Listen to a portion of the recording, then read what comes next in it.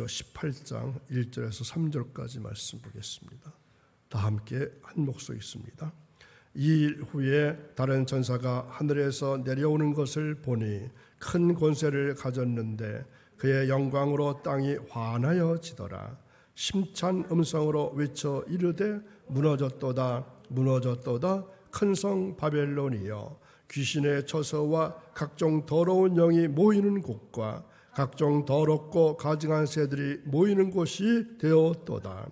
그 음행의 진노의 포도주로 말미암아 만국이 무너졌으며 또 땅의 왕들이 그와 더불어 음행하였으며 땅의 상인들도 그 사치의 세력으로 치부하였도다 하더라. 아멘. 오늘도 새벽 오신 사랑하는 여러분, 기도란 예수 그리스도의 능력을 붙잡는 손입니다. 이 새벽에 하나님께 드리는 여러분의 기도가 능력의 예수 그리스도의 손을 붙잡는 그러한 기도가 될 수 있기를 간절히 축원합니다. 오늘 말씀의 제목, 우리도 그렇게 살 수 있다면, 우리도 그렇게 살 수 있다면, 이러한 제목으로 말씀 나누겠습니다. 복음은 공유하기 위한 것이다, 이러한 책이 있습니다.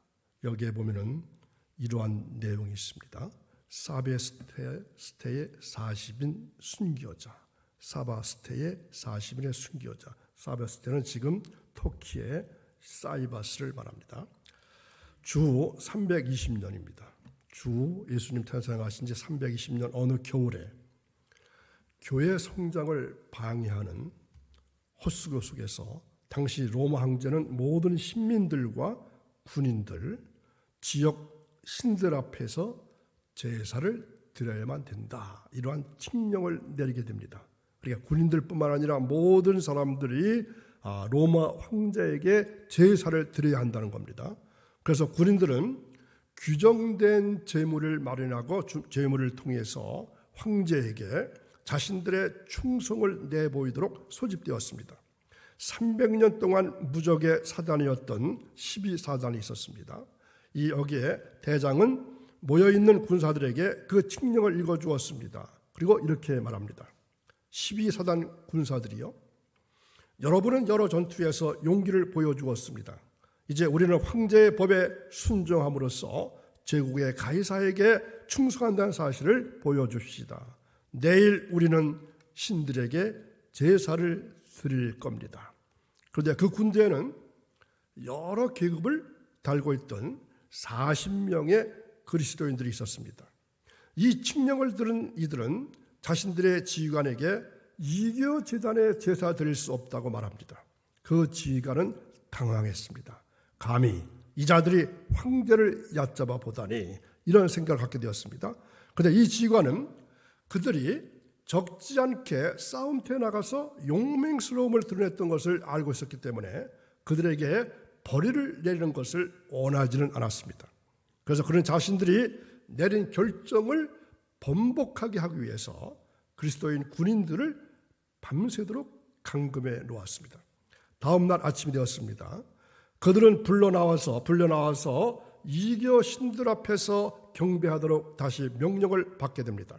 만약 제사에 참여한다면 괜찮거니와 만약 그러지 않는다면 무기를 압수당하고 그 직책에서 쫓겨날 것이고 큰 고통을 당할 것이고 깊이 생각하고 좋은 쪽을 선택하라. 다시 그들은 거부하면서 이렇게 말합니다. 우리는 이미 선택했습니다. 우리는 우리 하나님에 대한 사랑을 바칠 것입니다. 이러한 답변을 듣고 지휘관은 무척 화가 나서 판결을 내릴 장군이 도착할 때까지 간수가 지키는 감옥 안에 그들을 다시 가두도록 지시했습니다. 그날 밤 진영에서 40명의 그리스도인들은 시편을 읽고 찬송을 불렀습니다. 다음 날 장군이 도착했을 때 아침 제사 참여를 거부하자 이들은 자신들이 황제의 칙령을 복종하지 않을 경우에 고초를 피하지 못할 것이라는 것을 확실하게 전해 들었습니다. 그런데도 불구하고 전혀 동의하지 않고 40인의 그리스도인들은 이렇게 대답합니다. 당신들은 우리의 갑옷을 가질 수 있습니다. 그리고 우리의 육신도 가질 수 있습니다. 그래도 우리는 그리스도를 택하겠습니다. 이른 아침에 그들을 처형하라고 하는 장군의 명령이 떨어졌습니다. 팔과 목이 묶인 채 제사를 거부한 사람들은 얼어붙은 호수 근처로 끌려갔습니다. 그리고 해가 지자 그들은 벌거벗긴 채 호수 한가운데로 끌려갑니다. 호수 옆에는 그들을 유혹하기 위해서 그리스도에 대한 신앙을 부인하고 제사를 드리기로 작정한 사람을 위해서 따뜻한 목욕탕이 준비되어 있습니다. 어둠 속에서 이들이 호수 가운데로 끌려가자 차가운 바람이 얼어붙은 호수 위로 불어닥쳤습니다. 그들은 사시나무 떨듯이 와들와들 떨었습니다. 감시병들은 호숫가에 있었는데 목소리를 높여서 목욕탕을 지키고 있던 보초병은 호숫가에서 장작불을 피워서 몸을 녹이고 있었습니다. 얼마나 유혹되는 모습일까요? 40명 중 한 군인이 호수 위에서 목소리를 높여 찬송을 부르기 시작합니다. 그러자 그 밖의 군인들도 함께 이 노래를 부르기 시작했습니다. 그 보초병은 그리스도인들이 얼어붙은 호수 가운데서 찬송을 부르는 소리를 들을 수 있었습니다. 당신께서 생명을 부여하시는 동안 우리는 당신을 떠날 수 없을 것입니다. 우리는 모든 피조물이 찬양하는 당신의 이름을 높이 부를 것입니다. 당신께 소망을 두었기 때문에 우리는 부끄럽지 않습니다. 그들이 함께 이 노래를 부르는 동안에도 그들의 발은 꽁꽁 얼어붙었습니다. 그 찬양은 밤 공기를 타고서 서로에게 전해지고 있었습니다. 그러나 밤이 깊어가자 찬송 소리가 점점 약해져 갔는데 끝내 호숫가에 있는 사람들에게 들려오지 않게 되었습니다. 그런데 이상한 일이 벌어졌습니다. 40명 중 한 군인이 해안 쪽으로 비틀거리며 다가서는 것이 보였습니다. 그쪽에 위치한 감시병들은 다 졸고 있었지만 한 간수는 호숫가에서 밤새 움직이지 않고서 그들을 응시하고 있었습니다. 그의 귀에는 죽어가는 그리스도인들의 중얼거리는 기도 소리가 마치 천사의 목소리가 나는 것 같은 소리로 들려왔습니다. 그의 귀에는 죽어가는 그리스도인들의 중얼거리는 기도들이 들려오고 있었습니다. 저 멀리서 그리스도인의 좋은 군사 40명, 순교자 40명, 그리고 40개의 멸류관이로다. 그리스도의 좋은 군사 40명, 순교자 40명, 40개의 멸류관이로다. 이러한 가냘픈 소리가 들려왔습니다. 그리고 간수는 자신의 무릎을 꿇고 목욕탕으로 기어가는 군인을 보게 됩니다. 즉시 그 보초병은 자기가 소지하고 있던 무기를 놓은 채 소리 질렀습니다.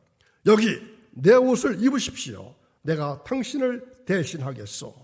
그 보초병은 자기 옷을 벗은 채로 얼어붙은 호수 가운데를 향해 뛰어가면서 그 노래를 불렀습니다. 그리스도의 좋은 군사 39명, 순교자 39명, 그리고 39개의 멸관이로다. 그러면서 빙판 위에서 어둠 속을 행진하며 노래를 부르기 시작합니다. 우리는 당신께서 생명을 부여하시는 동안 당신을 떠날 수 없습니다. 우리는 모든 피조물이 찬양하는 당신의 이름을 높이 부를 것입니다. 우리는 당신께 소망을 두었기 때문에 우리는 부끄럽지 않습니다. 이때 이교도 교도관 군인이 잠시 졸다가 꿈을 꾸게 됩니다. 하늘에서 천사장이 내려와 순교를 작정한 이들의 머리 위에 멸관을 씌워주는 장면이었습니다. 이에 감동한 교도관 군인이 배교한 병사의 자리를 대신해서 자기가 멸관을 받기 위해 옷을 번들고 자신도 기독교를 되겠습니다 이렇게 외치면서 순교를 다짐한 대열에 참여하게 됩니다. 지키는 군사가 변한 것입니다. 그러면서 그들은 다시 노래를 부릅니다. 우리 그리스도를 위한 40인의 선한 군인, 40인의 선한 순교자라네. 그리스도의 좋은 군사 40명, 순교자 40명, 그리고 40개의 멸류관이로다. 다음 날 아침 되었습니다. 장군은 죄수들을 끌어내라고 했습니다. 얼어 죽은 시체들이 호수 한가운데 쌓여 있게 됩니다. 그 가운데는 보초병의 시체도 하나 있었습니다. 그가 주님을 안 것은 아주 짧은 순간이었지만 그는 주님을 위해서 자신의 목숨을 바칠 정도로 깊이 사랑하고 주님의 품으로 들어가게 되었습니다. 지휘관이 시체들이 치워지는 것을 지켜보다가 갑자기 감시병들 중 한 사람에게 향하더니 저 간수를 가리키면서 물었습니다. 그에게 무슨 일이 있었는가? 사령관님, 우리는 무슨 일이 있었는지 잘 이해할 수 없습니다. 한밤중이었는데 갑자기 그가 일어서면서 뭐라고 소리치더니 갑옷을 벗어 던진 채로 호수로 달려들어갔습니다. 무엇인가에 홀렸는가? 지휘관이 다시 묻습니다. 아마도 그렇게 된 것 같습니다. 사실은 그가 군인들을 지키는 일을 한 후부터 그에게 뭔가 다른 점이 보이기 시작했습니다. 그렇게 많은 노래를 부르는 일이 군인들에게 좋지 않습니다. 노래가 그들을 이상하게 만든 것입니다. 장군님은 그렇게 생각하지 않으십니까? 여러분, 그렇습니다. 성령 안에서 그렇게 많이 노래하는 일은 지속적인 기쁨을 갖지 못하는 세상에서는 이상한 일입니다. 예수님을 주님으로 모시고 사는 신앙인들의 마지막 자세로 누구든지 제 목숨을 구원하고자 하면 잃을 것이요 누구든지 나를 위하여 제 목숨을 잃으면 찾으라고 하셨습니다. 예수님은 부활과 생명이 되십니다. 그래서 예수님을 믿는 자들은 죽음과는 상관이 없게 됩니다. 그러므로 예수님을 믿는 자들은 죽음을 두려워하지 않은 것입니다. 그래서 기독교에는 수많은 순교자가 나올 수 있었습니다. 짐승이 통치하는 때가 되면은 가장 치명적인 박해를 받을 대상이 누굴까요? 바로 우리들입니다. 그리스도인이라 사실이 분명합니다. 이들 그리스도인들은 아마도 들림받지 못하고 남겨진 자들로서 미지근한 그리스도인들과 휴고를 통해서 그리스도인으로 개종한 새로운 신자들을 포함할 것입니다. 그리스도인들은 두 가지로 혹독한 테스트에 직면할 것입니다. 첫째는 짐승의 표를 받으려고 하는 압박입니다. 거부하면은 굶어 죽어야 할 상황으로 내몰리게 될 것입니다. 둘째는 짐승의 우상에 경배를 강요할 것입니다. 온 세상이 표를 받고 우상에 경배하는 분위기에 편승할 것인데 나 홀로 저항한다는 것은 쉽지 않을 것입니다. 여러분, 다니엘과 그의 세 친구들 기억하시죠? 느부갓네살 신상에 절하라고 하는 재앙의 압박에 죽음을 당보로 신앙의 절개를 지켜냈습니다. 초대교회도 로마 제국 형제에게 경배하러 가는 박해에 수많은 신자들이 순교했습니다. 우리나라도 일제 신사참배 때에 저항하기 위해서 2,000명 신자가 투옥되었고 50여 명의 성직자가 순교했습니다. 신사참배에 맞서서 그리스도인들이 저항의 근거로 내세운 근거는 10계명의 1계명과 2계명이었습니다.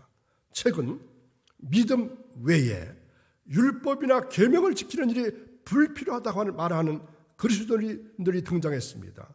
이들이 짐승의 우상을 경배하는 근거로 내세울지 모릅니다. 말씀대로 순종하고 경건하게 살 것 같으면 박해를 맞이하게 될 것입니다. 다니엘은 사자굴에 던져졌습니다. 그러나 그의 세 친구는 7배나 뜨거운 불을 선택했습니다. 다니엘과 세 친구는 10대 때에 이미 세속문화에 저항하는 영성을 길러왔기 때문에 신앙의 지조와 절개와 폐기를 간직할 수 있었습니다. 자, 여러분, 우리가 이러한 처지와 상황에 몰리게 된다면 다니엘의 세 친구처럼 그렇게 살 수 있겠습니까? 또 서두에 말씀드린 대로 40명의 그 그린들처럼 신앙의 절개를 지키고 순교의 신앙을 가질 수 있겠습니까? 오늘 나를 되돌아보면서 정말 그렇게 살 수 있을까? 그렇게 살 수 있을까? 기도하면서 말씀 들은 것 묵상하면서 다시 한번 깊이 생각해 보시는 귀한 날 될 수 있기를 간절히 바랍니다. 기도하겠습니다. 거룩하신 하나님 아버지, 저는 죄인임을 시인합니다. 예수님께서 저희 죄를 대신해서 십자가에 못 박혀 죽으시고 부활하신 사실을 믿고 또한 감사를 드립니다. 제가 주님을 원합니다. 지금껏 하나님을 떠난 제 자신이 제 삶의 주인이 되어 살아왔던 모든 과거를 회개합니다. 이제 예수님을 제 삶의 주인으로 믿고 제 마음에 모셔드리기를 원합니다. 제 마음에 부디 들어와 주셔서 저의 삶을 다스려 주옵소서. 하나님 아버지, 우리 모두 언제나 하나님 앞에 서서 언행을 행한다는 영적인 긴장감을 가질 수 있도록 도와주시기를 원합니다. 세상 사람들이 일상적으로 행하는 일들이 하나님께 보응받을 죄인임을 인식하고 성도로서 그들과 성별된 길로 행하게 하옵소서. 오늘도 우리 모두 하나님 앞에 드려야 할 영적인 예배, 산제사의 삶을 살게 하옵소서.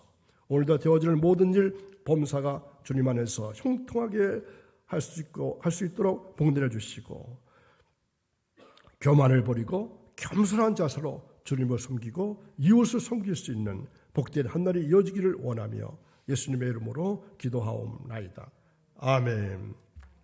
이제 522장 전체 다시 한번 부르고